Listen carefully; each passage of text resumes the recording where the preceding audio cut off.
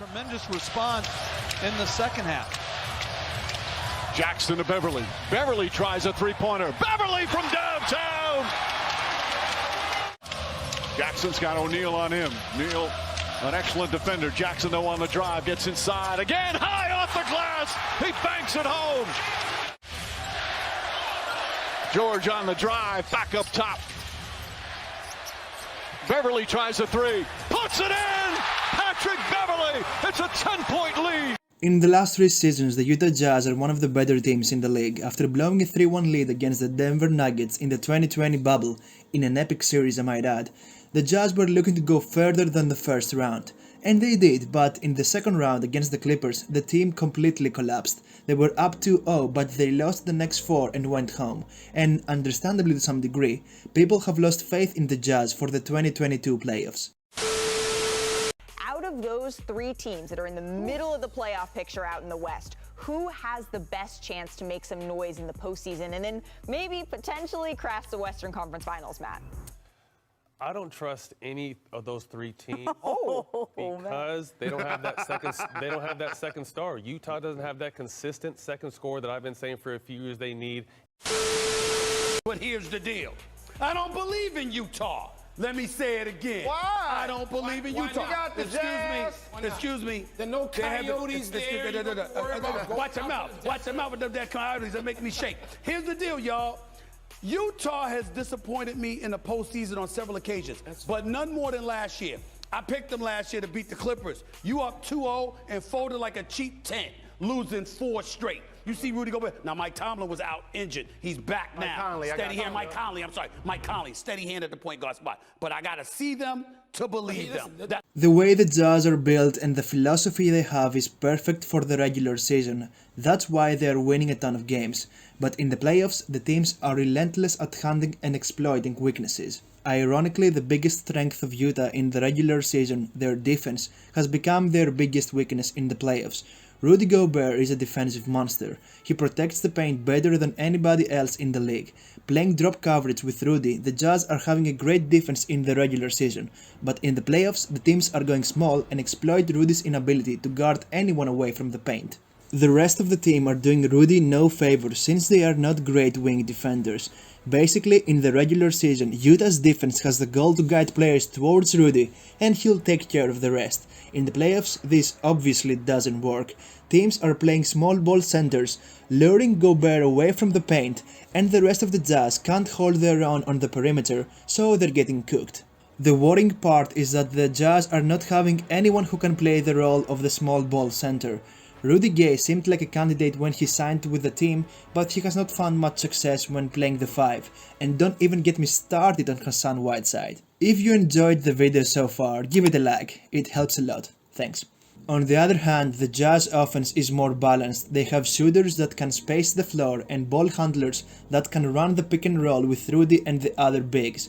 The head of the spear is, of course, Donovan Mitchell. He is a fantastic driver that can get to the rim at will, with his tight handles and violent changes of direction.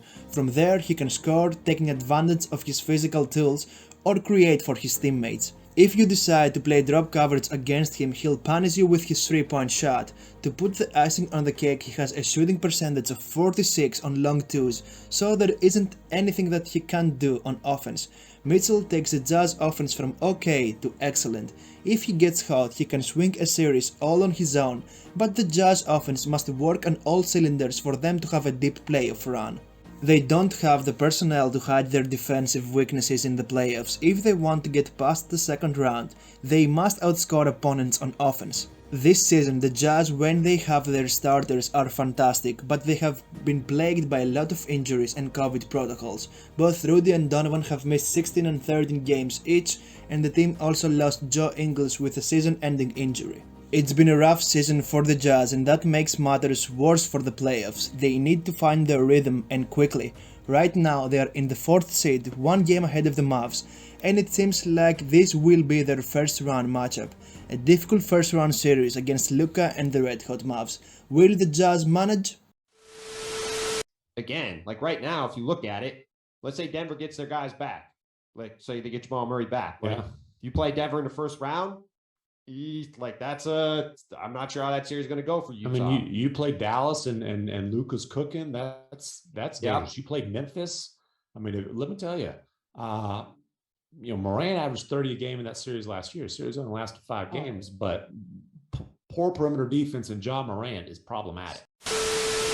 If anything, a depleted Denver would have been my choice. We got to remember what Jamal Murray was turning into and what Michael Porter coming off a max rookie extension, the potential he was showing. But out of those 3 teams, I'm going to be honest with you, in the playoffs, and Perk can attest, you need that second guy. That when you know your star is going to give you 30 to 35, sometimes 40, you need that second guy that's going to be 20 to 22, 23 every single night. And none of those 3 teams, Denver because they're depleted, but the other 2 teams don't have it.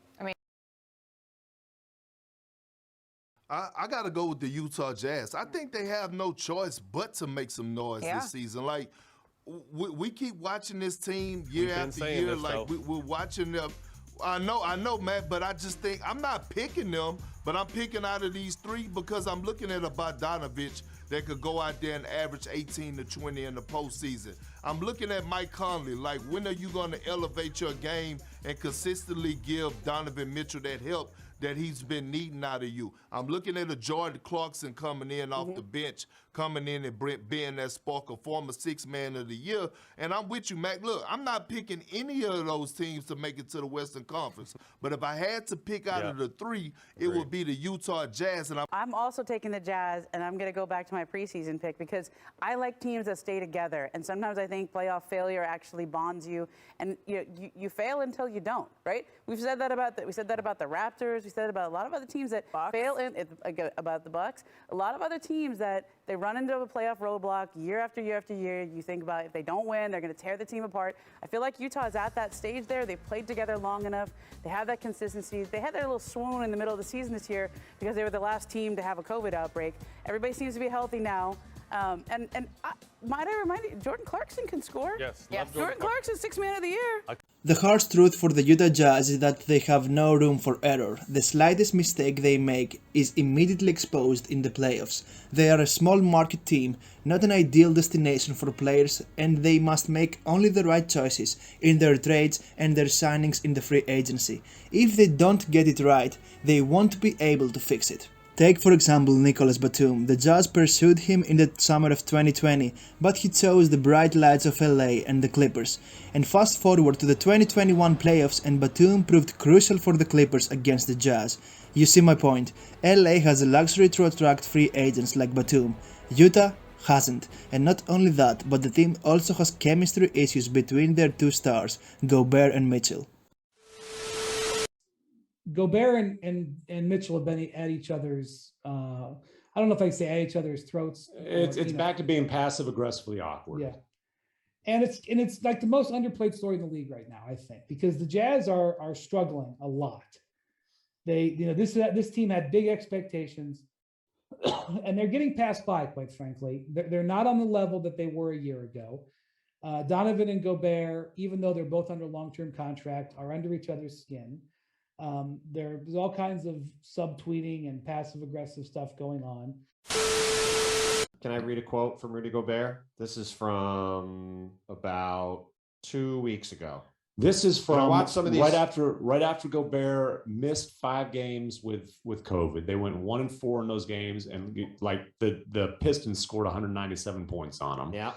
This is from the first practice back after Gobert's stint in protocols. That's correct. I'm gonna have a question after this is over. When I watch some of these other teams like the Suns or Warriors, those guys are a step ahead of us in terms of winning habits. They take every game personally. Devin Booker is playing his bleep off defensively. I've been watching him compared to 2 years ago. Guys like that, they buy in, and you can tell they take pride in playing defense at stopping their man, doing whatever they can defensively to stop the other team and be part of a winning culture. I think we're not there yet, but I think we're going to get there. Right now, the Utah Jazz seem stuck. They are a good team, but they are not that good to make the conference finals or the NBA finals.